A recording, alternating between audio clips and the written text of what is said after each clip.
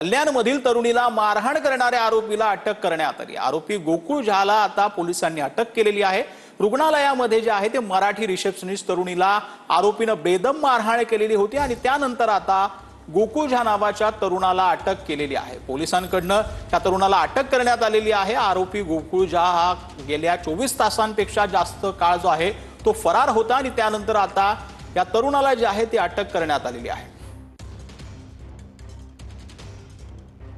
अंदिवली किंवा नेवाळी परिसर असेल किंवा हा संपूर्ण परिसर असेल कल्याण पूर्वसा याच ठिकाणी तो असल्याबाबतच्या आमच्याकडे माहिती होती। त्या अनुषंगाने आमच्या 5 ते 6 टीम त्यामध्ये काम करत होत्या आणि त्याच ठिकाणी काही जागरूक नागरिकांच्या मदतीने आपल्याला तो आरोपी आता ताब्यात मिळालेला आहे।